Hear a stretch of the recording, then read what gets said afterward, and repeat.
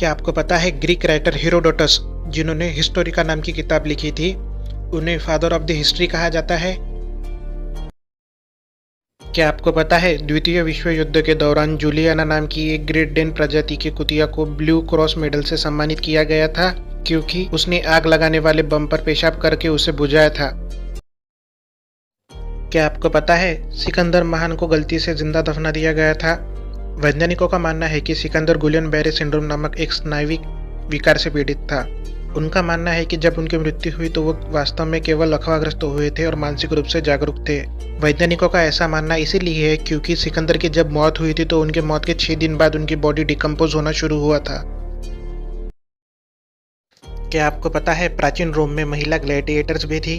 एक महिला ग्लैडिएटर को ग्लैडिएट्रिक्स या ग्लैडिएट्रिसिस कहा जाता था। वे अपने पुरुष समकक्षों के विपरीत अत्यंत दुर्लभ थे।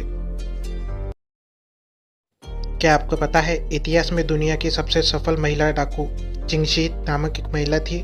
वह चीन में एक वेश्या थी जब तक कि रेड फ्लैग दल के कमांडर ने उसे खरीदकर उससे शादी नहीं की। उसके पति ने उसे अपने बराबर का माना और वह दल में एक सक्रिय समुद्री डाकू कमांडर बन गई। क्या आपको पता है इतिहास में अवेंजर्स यहूदी हत्यारों का एक समूह था जिन्होंने द्वितीय विश्व युद्ध के बाद नाजी युद्ध अपराधियों का शिकार किया था।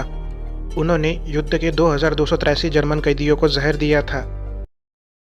क्या आपको पता है साल 1912 से 1948 तक ओलंपिक खेलों में ललित कला में प्रतियोगिताएं आयोजित की गई। साहित्य, वस्तुकला, मूर्तिकला, चित्रकला और संगीत के लिए पदक दिए गए। जाहिर है बनाई गई कला ओलंपिक थीम वाली होनी चाहिए थी।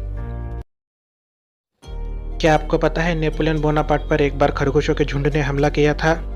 उन्होंने अनुरोध किया था कि उनके और उनके आदमियों के लिए खरगोश की शिकार की व्यवस्था की जाए। जब खरगोशों को उनके पिंजरों से निकाल के मुक्त किया गया तो खरगोशों ने बोनापार्ट और उनके आदमियों पर एक अजय हमला बोल दिया था। लगभग उस समय 3000 से भी ज्यादा खरगोश थे। क्या आपको पता है क्लियोपैट्रा वास्तव में मिस्र की नहीं थी? जहाँ तक इतिहासकार बता सकते हैं मिस्र की यह प्रसिद्ध खूबसूरत महिला वास्तव में ग्रीक थी। वह सिकंदर महान के मैसेडोनिया के जनरल टॉलमी की वंशज थी।